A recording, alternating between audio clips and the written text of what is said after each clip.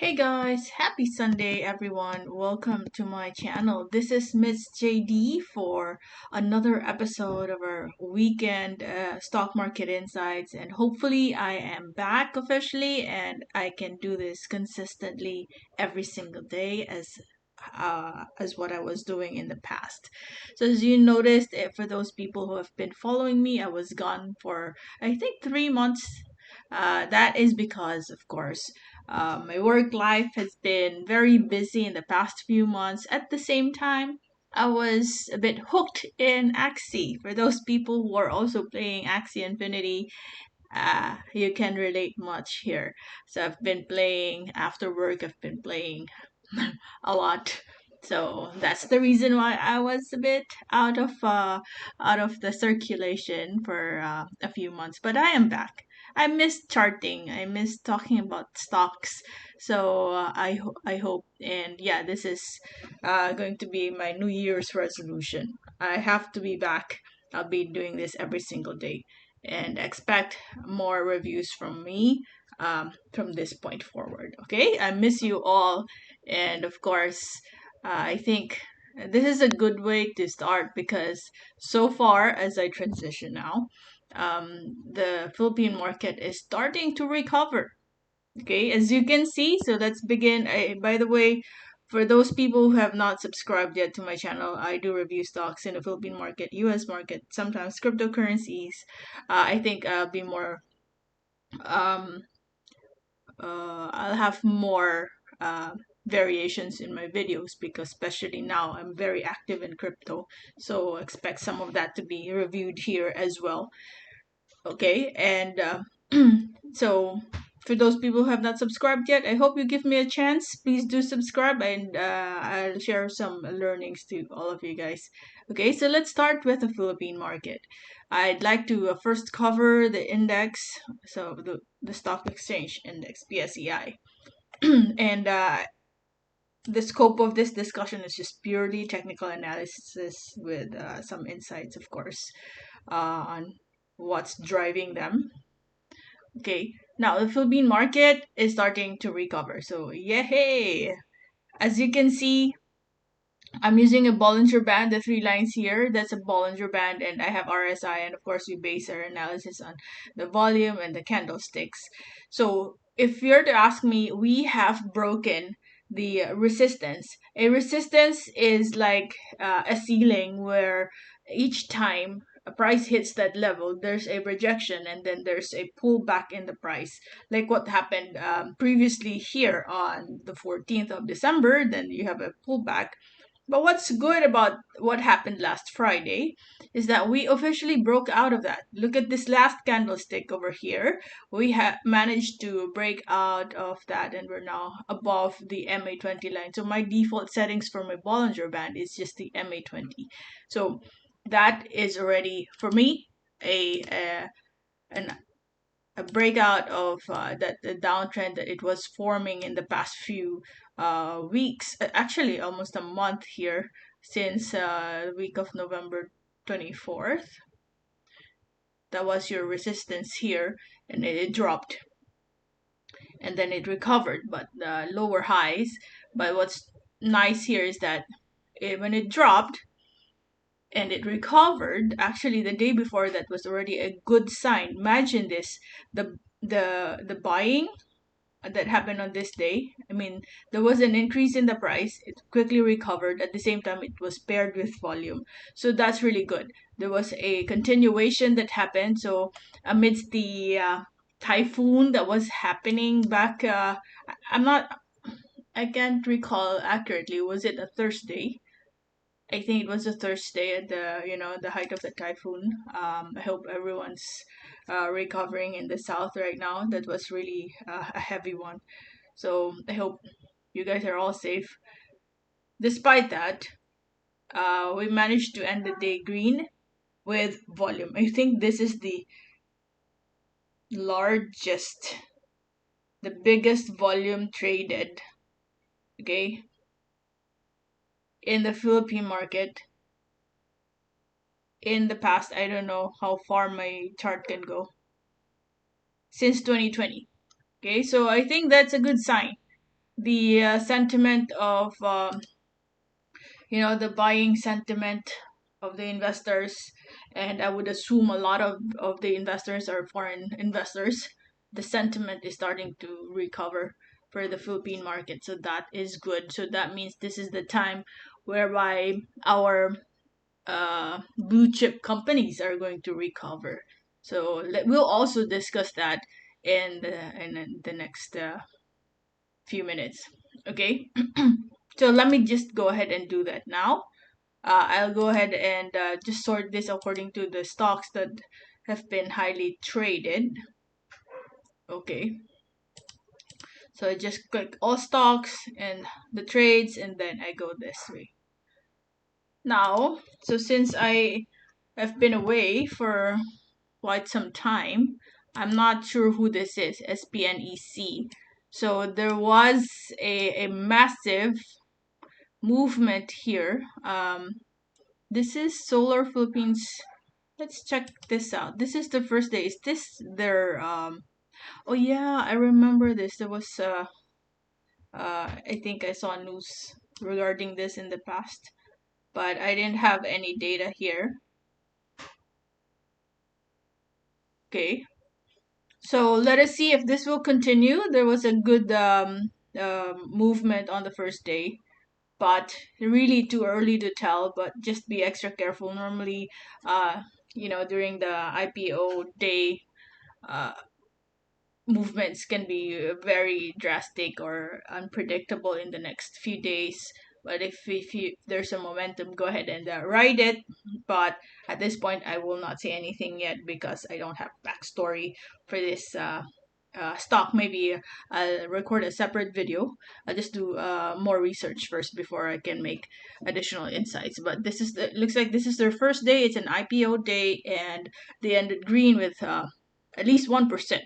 1% movement in the price from its starting point. Good job for those people who managed to buy the dip here and recovered. That's a good, let me see. That's a good around 33%. But coming from the 0.94 open price or 0.95 opening price, it ended 1.01, which is 1% higher than the opening price. But overall, the sentiment really happened downwards and then it quickly recovered. So it looks like there is a continuation for this come Monday. Okay, let's talk about MONDE. MONDE, there's a big selling volume that happened here. But I see a support very near this level, wherever it is at right now. But I think there will still be a continuation going down. Like that. So you see this? This is an area where there was a consolidation that happened. Each time that price level is hit, there's a bounce that's happening. And if you look back a bit, somewhere June 10 to 15, there's a resistance forming. So each time that price level gets hit, got rejected. Okay, then eventually it broke out of that. So always remember that previous resistance can eventually become your support when bullish. Okay, when the price starts to go up. So it just revisits previous resistance and then create a support from there. And what happened right after that is we continued to move above that level, and then right now it's starting to revisit that again. So I'm not saying it will not break this area, but what I'm saying is that there could be a continuation for the price to go down and probably stabilize in this level before it recovers once again. So if you're thinking of buying MONDE, I'd say not yet. Wait for it to consolidate and wait for the price to give us some signs that it is now going to move up. Because what I'm seeing at the moment in your RSI, it's very near the oversold area. Oversold means when the RSI goes down here, that means you know the sentiment of people is already starting to, people think that it's going to be at a cheap level, so it's oversold.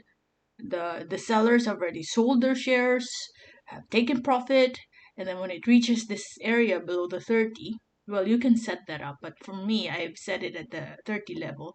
Once it reaches this area, then that becomes oversold, and then just wait once again before the price to recover. I'll show you in some other slides, or I mean, in some other stocks. Uh, at what point do we say the oversold level is already saturated or exhausted? But for now, I see that the price could still go down. Okay, so just hang in there. But for those people who are long-term investors of MONDE, if you believe in the fundamentals and the future of the company, so nothing to worry much. In fact, if you're a long-term investor, when you see the price moving down, that's a hooray, right? You have an opportunity to closely monitor and wait for the perfect timing and then buy some more. Okay, but let's see if it will still give us some discounted levels in the coming days. ALLHC is okay.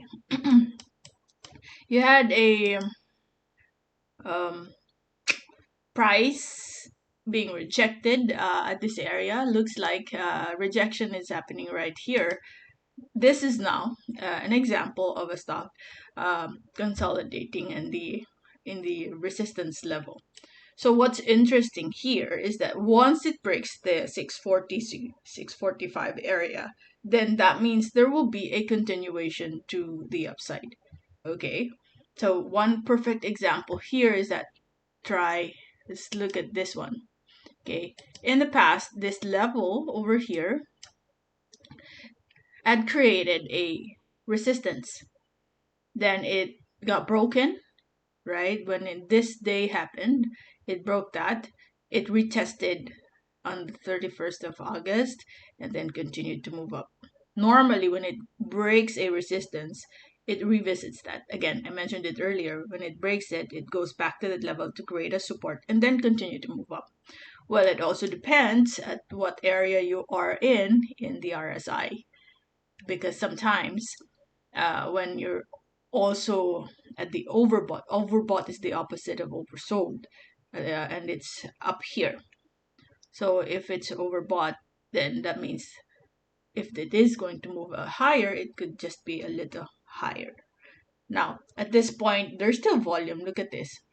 The volume, even when it is already at the resistance area, the volume is still there. So that means there's a big possibility that continuation might happen if in the event this line gets broken. Okay, so that's purely technicals, guys. So back it up with the fundamentals. Read the news. What is influencing that kind of movement? Perhaps good earnings. Let's see. I think that's backed up by good earnings. Imagine this, 406% net income for Q3. So that's a good one, right? Positive. So that means the company is profitable. Same here. Wow. So imagine this. For the past how many months, despite the situation, of course, consistent revenue, positive revenue is taking place. So good job, ALLHC. That's Ayala. Tell, very good move. Well, the bullish movement from Tell happened since August, and for the longest time it's been on a downtrend, and eventually it recovered. So good job for the long-term investors of of Tell, and for the time when the stock was on a decline and you added more, that was very wise of you. See, right now it's already recovering. All right, so where are we? It broke. Okay, it broke this resistance, so I am seeing continuation with right volume right here. See the cloud that you see, that's the average, and the green one over here, that's the volume. That means the investors buying Tell during this day, the volume is higher than the average. That means there's a strong buying sentiment for this stock. Therefore, it could continue to move even higher. For TEL to move at 4.97% within a day, that's already significant. All right, so good job for the investors. If I was able to, catch this somewhere here, I could have bought more. But I'm not buying at this level because for me, I think that's already on the expensive side. So let's try to find other stocks where we can see bigger potential. Oh, okay. Look at Converge. I think this is one example of a stock that's giving us a good opportunity for a buy. Okay, why is this a buy? So I see a support, guys. When I draw a line, it's not the exact point, it's somewhere in that level. Okay, it could be a little higher or a little lower. What I am plotting at the moment is a support level. Okay, so for those people who are who believe in Converge, so this is the short-term resistance, okay, the short-term ceiling of the stock. So when it reached this level, it got rejected, went down. It reached this level, it got rejected, it went down, but it maintained at the 30.45 level. And hopefully once it breaks out of that, then that could be a confirmation that we now have a reversal. Okay, at the moment it's not an official reversal, but this is a very good stock for you to closely monitor, as we might be breaking out of that zone in in the coming days, hopefully before the holiday break for um, the stock market. Okay, we don't have that much volume yet, as you can see. It's just within the cloud. So this green that you have here, which is 3.56% gain, might not be sustained as of yet. You might even have a chance to get it at the 30.45, which is good. Okay, so that is a Converge. A BDO, there's a dividend, a good. Even though this was a green last Friday, I think it is still respecting that downtrend that we have here. You see this line in the middle, that's your MA20 line. It somehow respected that. We are still within the downtrend channel for BDO. So this is it. Like, okay, so it doesn't have to be super straight, but you see the point there. That is your, hold on. So this is your downtrend channel, and it is still respecting that. So even if this is a green, we're not out of the woods yet. It could still continue to go down. But if you want to understand where is the next support is right over here, where you had your previous resistance. See that? So that is your support. So if you can haggle some more at the 117 level, then wait for it to go down and stabilize and give you some strong signals there. It will be good if you have that volume. Slowly the volume is accumulating, building up right there. So I think our investors will eventually push it higher. But I think you can still haggle. It might go back to the 117 area first before it goes up again. ALLHC is still on a downtrend. You see that we're still moving below this MA20 line. So it might continue to drop. And let's not rush it. Let the people who are profitable take profit first. And then let's wait for our turn, as it might still go back to the 33.15 area. The selling volume is still high at the moment. See that? And then a solid red. See, you don't even have a wick. So it went really all the way down, and then market closed. Okay, see that? Now URC.